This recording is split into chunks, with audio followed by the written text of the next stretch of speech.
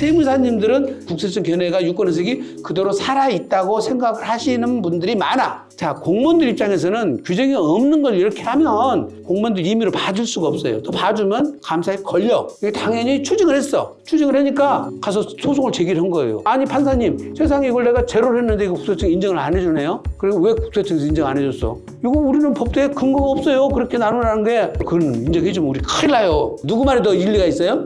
납세 말이 더 일리가 있잖아.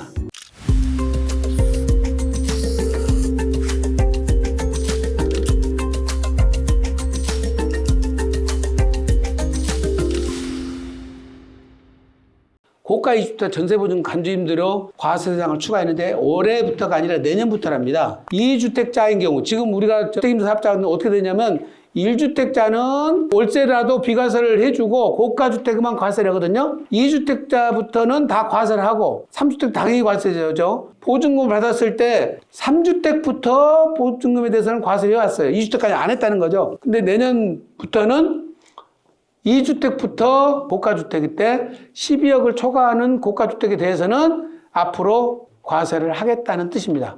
주택임대사업 소득 과세 대상일 때 주택수 판정은 부부 합산에서 해요. 부모님하고 자녀 거는 합산 대상이 아닌데 본인과 배우자 거는 합산해서 지금 말하는 1주택, 2주택, 3주택을 판정하고 나중에 소득세를 계산할 때는 각각이에요. 부부라고 해서 합산해서 되는 게 아니라 각각 계산해서 한다. 이렇게 이해를 하시고 근데 이제 26년부터 어쩐다는 겁니까? 2주택자도 간주임들에 대해서 과세를 하는데 과세 체계가 어떻게 돼 있냐면 보증금 합계해서 마이너스 3억을 했습니다. 우선 3억을 하고 여기에 60%만 과세를 해요. 그러면 20억이다 치면 마이너스 3억을 하고 17억이잖아요. 17억 곱하기 60%니까 얼마예요? 10억 2천인가요? 이렇게 되죠. 여기에 간주임대로 이자율이 몇 프로에 적용해요 지금? 얼마? 13%요? 누구 죽이려고나?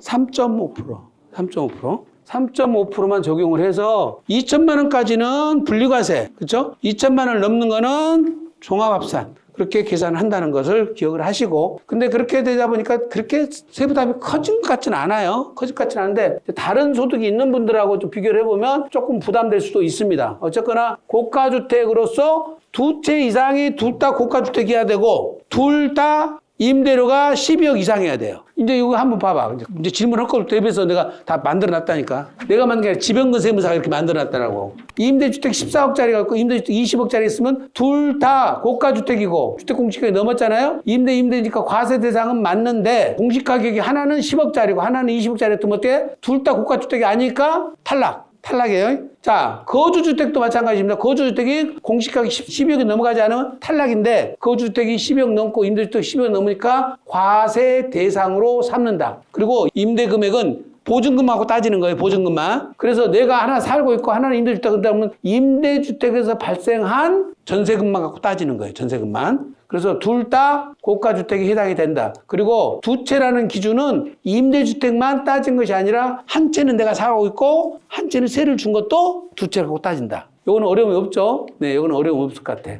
토지와 건물 일괄 양도시 안분계산. 이거는 이런 겁니다. 그냥 설명을 할게요. 100억짜리 부동산을 매각했어. 근데 토지를 70억에 매각을 하고 원래는 건물을 30억에 이렇게 구분해서 거래를 해야 돼요. 그리고 부가세 별도로 했으니까 여기다가 3억으로 이렇게 거래를 하게 됩니다. 참 문제는 건물을 사가지고 이걸 바로 멸시를 해본 사람 입장에서는 건물 가치가 없는 거예요. 근데 우리 세법은 이렇게 구분해서 거래를 하라는 거예요. 근데 부가세를 이렇게 주게 되면 어떤 일이 벌어지냐? 건물은 사자마자 멸시를 해버리면 이 건물 값은 돈을 줬는데 토지의 자본적 지출로 보도록 돼 있어요. 토지의 자본적 지출로 본다는 뜻은 뭐예요? 이렇게 30억 플러스 3억 여기다가 33억을 토지의 자본적 지출을 봐서 103억 원에 산 걸로 되는 거예요. 문제는 이때 부담은 부가세 3억. 요거는 정상적으로 하면은 내가 샀을 때 매수자가 환급을 받게 되죠. 환급을 받게 되기 때문에 부담을 하더라도 환급을 3억 받으니까 결과적으로 부가세는 제로잖아요. 근데 이렇게 자본적 지출을 봐서 이렇게 되니까 매입세 공제를 못 받는 거예요, 매수자가. 그 부가세만큼 묻혀버리죠. 그래서 누가 아이디어를 낸 거예요. 아이디어를. 땅 보고 샀잖아요, 땅 보고. 건물 보고 안 샀는데 왜 이거를 이렇게 구분을 그래? 그게 어떤 사람이 나는 이거 건물값을 이거는 제로를 할 거야. 제로하고 이걸 100억 이렇게 거래를 했단 말이죠. 이렇게 거래하니까 국세청에서 인정했겠어요? 안 하겠죠. 자, 공무원들 입장에서는 규정이 없는 걸 이렇게 하면 공무원들 임의로 봐줄 수가 없어요. 또 봐주면 감사에 걸려. 이게 당연히 추징을 했어. 추징을 하니까 일부지 똑똑한 양반이니까 가서 소송을 제기를 한 거예요. 국세청에서 과세를 하니까. 그래서 판사님 앞에 가서 아니 판사님 세상에 이걸 내가 제로를 했는데 이거 국세청이 인정을 안 해주네요. 그리고 왜 국세청에서 인정 안 해줬어? 이거 우리는 법대에 근거가 없어요. 그렇게 나누라는 게 이게 기준시가로 안분계산하게 돼 있거든요. 아니면 감정평가를 해서 안분계산 하든지 거기다가 룰을 30% 룰을 준 거예요. 또 조절을 약간 할 수 있게 이렇게까지 해놨는데 이렇게 제로로 만들어 본 거는 우리도 몰라요. 그건 인정해주면 우리 큰일 나요. 판사님이 그러니까 아니 근데 당신은 왜 이렇게 제로를 했어? 건방지게? 건방지란 말 안 했겠지. 먼 배짱으로 이랬겠죠. 그러니까 이분이 뭐라고 그래? 건물은 나한테는 가치 있는 건물이에요? 지작물이에요? 지작물이잖아. 지금 떨어내려면 헐려면 돈 들어가는 일인데 이거는 지금 제로가 아니라 나는 마이너스예요. 이거는 있어서. 그러니까 판사님 보시기 어때? 누구 말이 더 일리가 있어요? 납세 말이 더 일리가 있잖아. 국세청 이 사람도 말이 일리가 있네. 요거 봐줘. 그래서 부가세법에서는 요걸 인정을 해준 거예요. 이렇게. 이게 멸실 예정인 건물에 대해서는 가치평가를 안 해도 인정을 해주라고 해서 해줬는데 자 문제는 뭐냐면 양도소득세에서는 여전히 인정을 안 해준 거예요. 이렇게 거래를 해갖고 부가세를 거래를 하잖아요. 양도소득세는 이렇게 70억 30억으로 다시 안분을 해. 그래서 양도차익을 따로따로 계산하는 거예요. 그러면 세법에서 똑같은데 국세청이라는 데서 어디 부가세과에서는 봐주고 소득세과는 안 봐주고 논리가 안 봐준 논리가 뭐냐는 거지. 그럼 그러니까 또 소득세과다가 왜 안 봐줬어? 그랬더니 우리는 법적 근거가 지금도 이렇게 돼 있어요. 또 지적받잖아요. 그래서 부가세처럼 똑같이 여기도 100억에 제로했으면 소득세도 100억에 제로를 하겠다 이 뜻이에요. 그래서 소득세법이 바뀌었다 이 뜻으로 말하는 건데 이제 여기 문제가 되는 게 뭐냐면 자 보세요. 그럼 양도가액은 매매금액 전부가 토지 양도가액인데 취득가액은 토지에 대한 취득가액은 인정해주고 건물에 대한 취득가액은 인정을 안 해주겠다는 것이 기존의 국세청 유권 해석이었어요.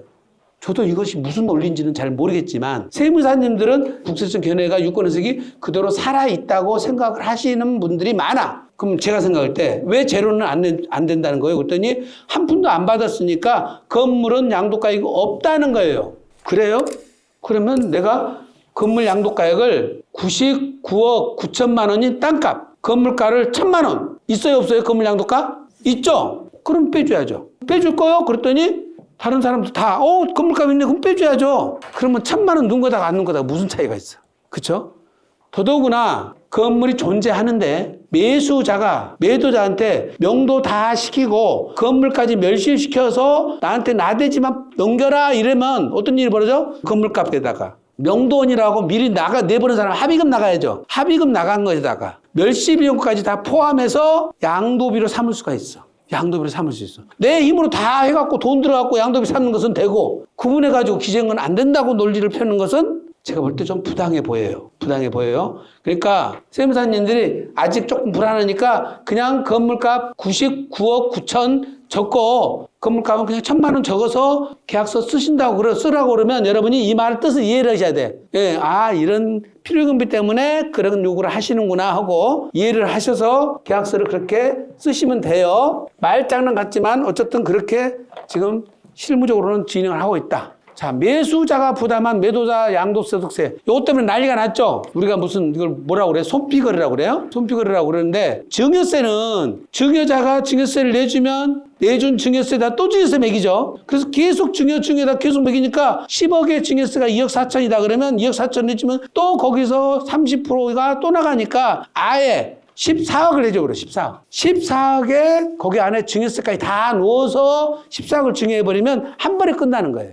그렇게 해서 정리를 하는데 이걸 양도소득세도 마찬가지로 양도를 거래금액의 양도세를 해서 한 번만 했으면 끝났단 말이에요. 지금까지는. 그런데 작년에 기재재정부에서 2번, 3번 다 물음까지 끝까지 간다 해버리니까 결과적으로 이제 어떻게 산식이 나오냐면 보세요. 2024년 11월 7일부터 매수자가 부담하는 양도세 전부를 양도가액에 합산해라. 산식이 요 밑에 산식이 나오죠. 5천만 원 플러스 X 곱하기 60%는 X. 1차 방정식이에요? 2차 방정식이에요? 3차 방정식이에요? 잘 모르겠어. 방정식 안 풀어봤어? 예? 그러면 여기서 한번 계산해 볼까요? 5천만 원 플러스 X 곱하기 60%는 X라는 거잖아요. 이걸 풀 때 어떻게 풀어요? 잘 모르시겠어? 5, 6, 30. 3천만 원 플러스 0.6X 아닌가요? 는 X죠. 여기까지는 맞아요? 산수요, 산수, 지금.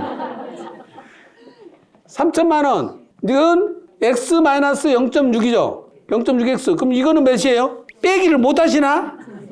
0.4. 그쵸? 그러면 0.4, 3천이면 여기다 0.4로 나누죠? 3천을 0.4로 나누면 얼마가 돼? 4, 7에 28. 그 다음에 4, 5, 20. 얼마예요? 7,500이죠. 맞아요? 맞아요? 안 맞아요? 맞네. 요렇게 계산한다는 거예요, 지금.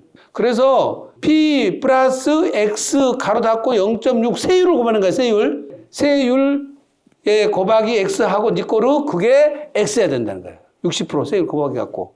어쨌든 이게 이제 60%짜리하고 70%짜리 대부분이죠, 분양권이. 근데 이제 뭐 조합원 입주권 같으면 누진율이 있죠. 조합원 입주권 누진율 있잖아요. 분양권은 누진율이 없어요. 70% 아니면 60%짜리밖에 없고 조합원 입주권은 2년 이상 보유하면 누진율이 있어요. 누진율 적용할 때 어떻게 해야 되는지를 수학학자한테 물어봐야 돼. 저도 잘 모르겠어요. 네.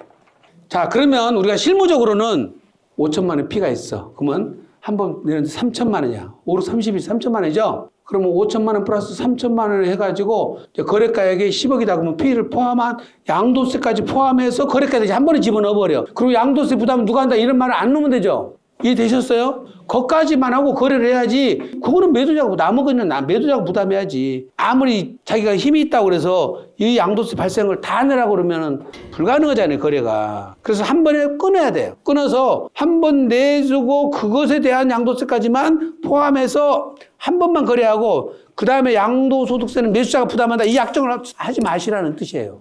매수자가 양도세를 부담한다고 들어가는 조건이 들어가는 한 이렇게 돼버리니까 한 번에 끊으시라는 거예요. 한 번에 끊어서 거래를 하셔야 됩니다.